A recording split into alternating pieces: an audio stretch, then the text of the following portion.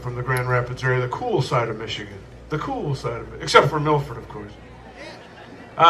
Let's bring up here, and I'll let him tell you all about himself. Here's Randy Heckman.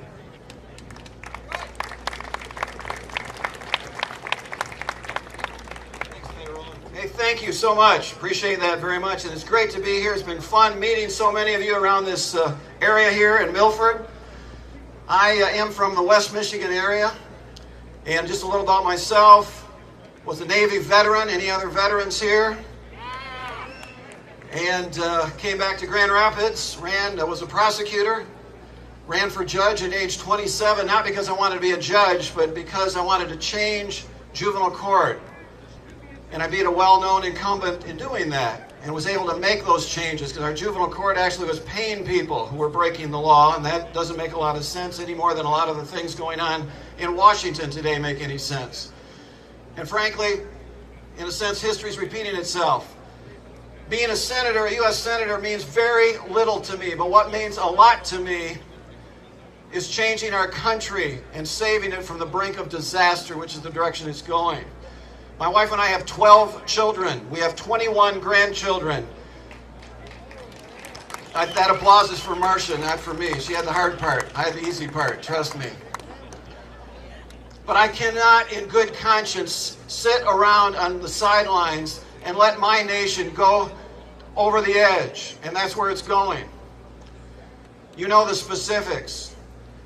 $14.6 now trillion in debt, growing by $4 billion every day. Every dollar that Washington spends, we have to borrow 42 cents. It's unsustainable. Everybody agrees with that, but the frustrating thing to me is when they talked about this, raising this debt limit. Everyone says, yeah, we got to do something. We got to do something. Nobody knows where to cut. Well, I suggest to you that I have a plan to deal with this debt. And it may surprise you what that plan is, but I want to tell it to you. It's called welfare.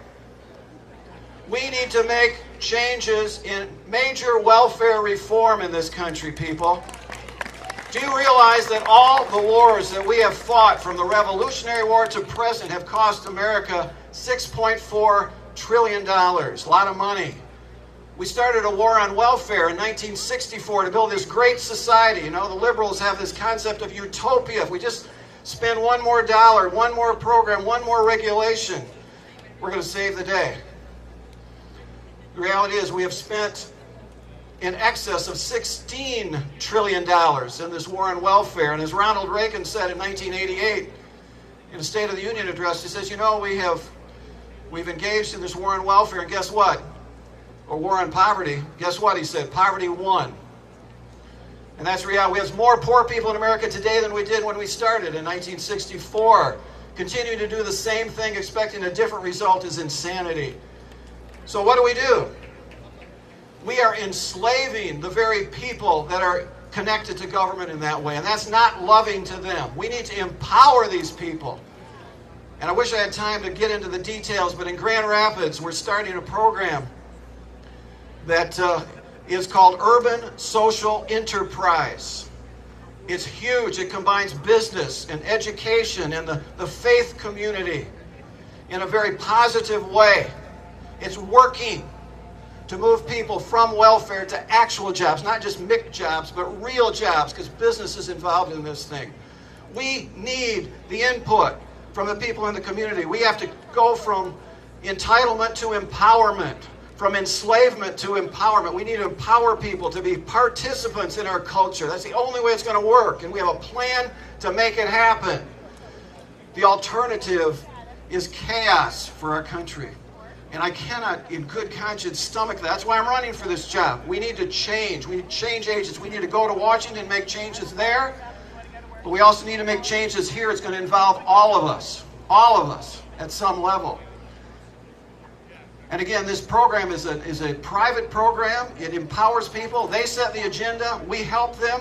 And it's self-sustaining. It doesn't require continual money thrown at it. So let me close in my 30 seconds and say, what do we need to do? What can you do? Because you're going to be involved in this. This crisis we face is like 1776 all over again. It really is. It's huge. What can you do? 3 things. Pray. Almighty God is the best friend of this country since its start. We need to pray for America. 2, you need to pray. What does God want you to do in this fight? I know what I need to do. You need to figure out what part you need to play. And 3, you need to do it with courage and energy. Thank you so much.